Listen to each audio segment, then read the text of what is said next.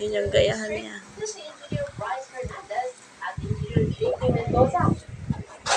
Ayon sa pagkakawala ko sa News, kasama ni Alcantara sa pagkakasino ang dalawa. Ang alias daw ni Alcantara sa kasino ay Joseph Villegas. Habang Martin Guzman si Galing nga. Oh, next, letter F. Apo. Pinalakay din ang pagkakal nila ng ilang government employees na halas na opisyal. Katunayan, umabot daw sa 150 million pesos ang mga panalo ng iba't ibang naglaro sa kasino na hindi binigay dahil natuklasan ang Panis, tatay. Next, letter G. 40 million pesos. Tingnan mo yung letter G. Kaya pinigyan muna nila ito ng certification mula sa DILG Secretary na talagang magbitiw na. May design siya noon na siya. So, hindi ko naman sa kanya susunod. Pwede na, pwede. Next. Very good. Letter H. Dahil ng ating H. hindi na rin magsubala ng mga kamati ng gobyerno sa Memorandum Circular Number 6. Mali. Ulit. Patayo muna, dalawang patayo. Aminado ang pagkoda sa lahat ng kamati ng gobyerno, manilang pag-monitor lahat ang mga naglalaro sa kasino kaya raw mapagpag sila. Ganda ng H mo ah. Ano yan? Letter H. H. Next, letter I. Ay labing project sites na hindi mahanap babay sa mga resulta ng investigasyon ng DPWH. Next, letter J. Very good. Ang huli ng kagawaran na Wala kasing ano yung letter I. at maglulunsad ng bagong investigasyon na pipilit kahit sa mga Oh, ganda ng J ni Jai. Next, letter K. I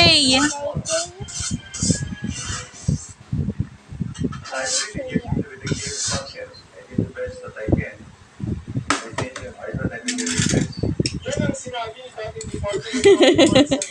Yan, parang Chinese yan eh. Dapat magkarugtong dito, ganyan. No? Ulit mo.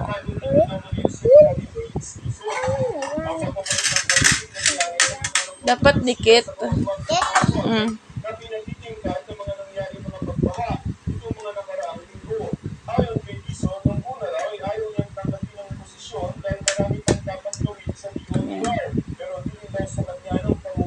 Okay, next. Yan. Sige, dito. Yan. Wow! Letter K. Next, letter L. L.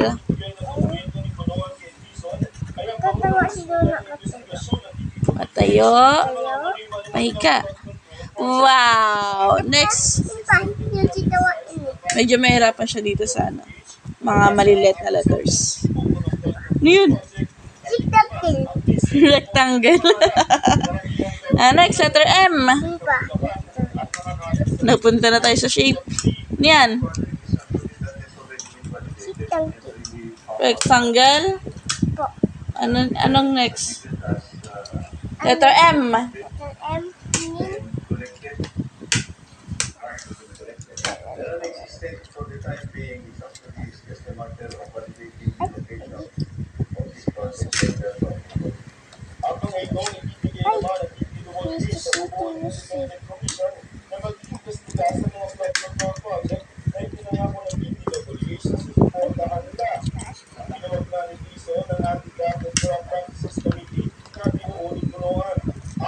Yan, M. Wala to ah. Wala yung gano'n, no? Next, N.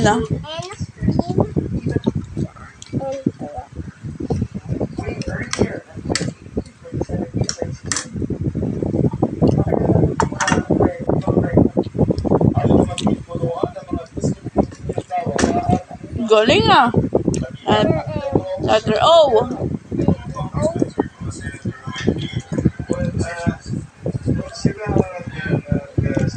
Galing. Papa, pa yung oval. Parang oval. Opo, tapos chicken. Parang circle din, ha? Tapos, Letter P. Derby. Kaya lang yung tubig yan.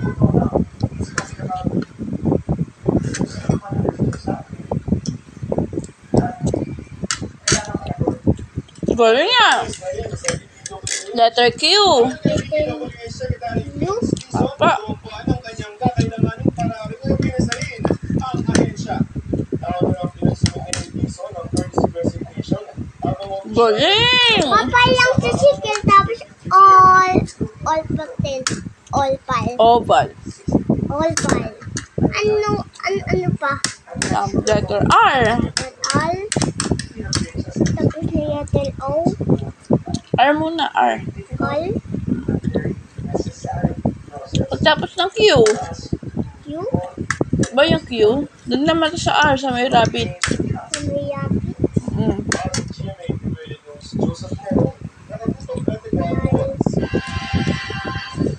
Kaya? Kaya.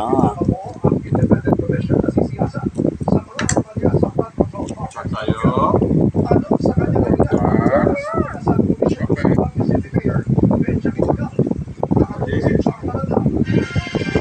Alihis. Oh. Wow! Letter R. Next, letter S. Opo, parang snake. Snake. Snake. Galing din ah. Agad yan ma. Next, letter T. Kaya lang siya 2. Parang 2. Galing na. Letter T.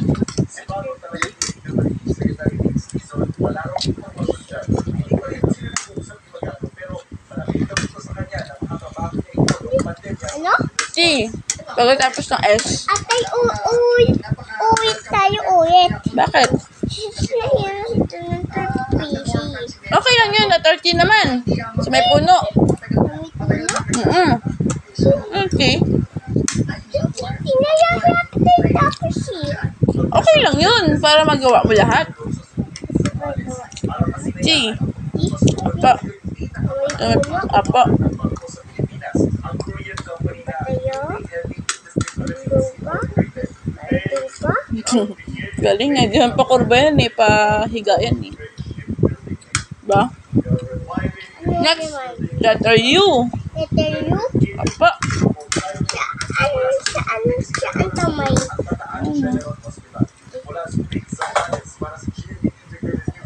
Galing! Panis! Next letter V. Patayo. Ano?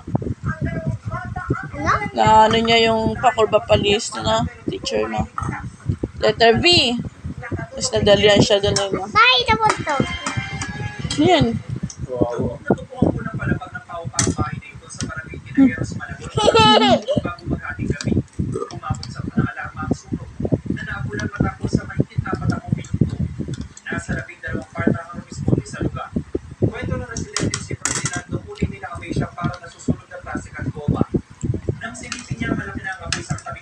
Yan, baso.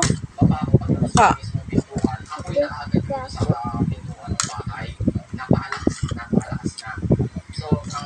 Next naman. Letter B. Uyutanit. Ang ulo. Opo, uyutanit. Ito, oh. Pwede siya kasi. Galing, parang baso din.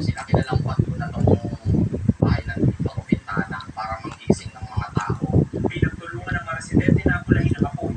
Nakaupo sa mga isang fire extinguisher at saka yung may mga truck kami dito, buti na mapulo. And napagtulong-tulungan namin. Talagang napakainit. Kubos yung... Bawa dyan, isang yaya, tapos 3 years old. Ano yaman? Letter V. Little P? Ano yung little P? Anong V? Ganun. Doon? Isang bata, nakakasigaw pa kanina. Katabi ng U. Sa U? sa pinag labas. Ang yaya naman na 3 taong gulang na bata. Natagpuan pa ng mali ayon sa Ang V. residente. Daan doon sa production nila sa sahig. Tapos yung bata, nakagya. Tapos yung yaya, Galing! Tatantin pa yan. Tapos lula naman, W. W. Patalu. hindi na sila gumagalaw eh. Nabinuot ko na yung bata, binabawa na Parang ganyan din yan laki. Dalawa lang. Di ba? Taas mo pa. Pataas pa ganun. Parang dalawang V siya. 3 years old na namatay, babae, and then yung yaya na around 40 years old na namatay din. Wow! Next letter X.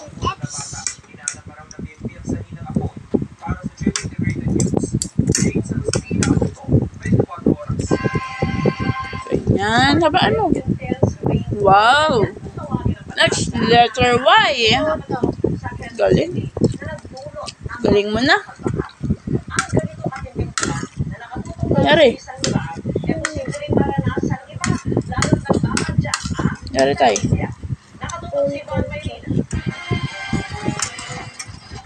Number 2. Tawag tiraran na sa ang ilang bahagi ng Quezon City noong Sabado. Kabilang mga hindi naman pinabangan noon. Letter Y. Sinuot na sa Pag-asa Science Garden ang dami ng ulan. 96.66 millimeters sa loob na isang oras. Na mas marami sa ulan noon ang bagyong Odor. Tingnan mo to. Meron ng concentrate o sumapula sa Quezon City. Ang tawag dito ng Pag-asa, short-lived intense rainfall. Marami. Letter Y naman. 45 millimeters for the 24 hours. So, yun, ano? Compare natin dito ng 1 hour, 96, almost 100 millimeters. Nag-concentrate talaga siya sa Quezon City. So, maaari po yan. Marami po may mga instances po na talagang ito po nangyayari dito, pwede nangyayari sa City, mangyayari sa Makati or Manila. Ayon sa Pag-asa, Ano yan? mga localized thunderstorm tulad ito. At ang madaling ako dahil sa ating lokasyon sa mundo. Posibleng paulit sa ibang mga lugar ang ganitong short-lived intense rainfall. So, dapat po yung ating po mga actions, yung ating po mga Ano naman next? statutory actions should be anchored also on that mga short Natatawa si Tung-tung-tung dito. Tung-tung-tung sahur. Sa Pag-asa, ang posibleng pagkiran ano ang panahon ngayong Fairbanks ng short-lived o madali ang La Nina.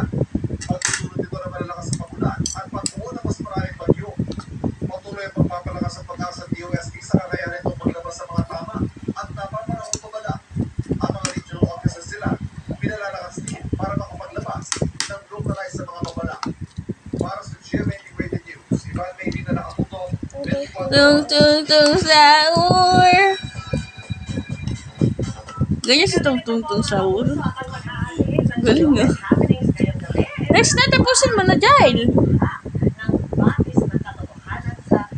Wow. Thank you, Miss Vicky, and good evening, mga kapuso. Next naman. United si Kapuso Otang Kim Jisoo sa mga nakasama niya sa abot kamay na pangarap na posters niya rin sa bagong Kapuso series na Never Say Die.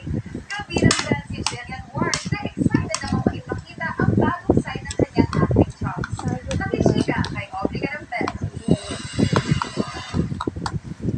In all black outfit at pink haircut, si Kapuso Otang Kim Jisoo na sumalo sa first day of meeting niya para sa upcoming GMA Prime series na Never Say Die. Gaganap si Jisoo bilang South Korean undercover agent na si Lee Jin-ho. Happily reunited nga raw siya sa naging co-star Ay, sa abot padali tayo. at moving forward naman ang kaeksena si pambansang Pinoon David Ilauco na first time niyang makakasama sa serye. It's very exciting because since it's a new project, new character, new people, it's always very fresh to me. The feeling is mutual for Jillian na agad daw naging komportable sa set dahil sa familiar faces. I'm very excited kasi alam ko po na bagong experience talaga to for me. Marami akong matututunan. Bagamat aminadong na challenge sa kanyang role bilang estudyante na magaling sa martial arts, this time, sabi ng Kapuso star of the new jet, gusto niyang ipakita ang bagong side ng kanyang acting chops na mas fierce and fearless. It's my first year as an adult. 20 na ako, hindi na teenager. So, na-excite ko kasi feeling ko medyo mas may Pagod na.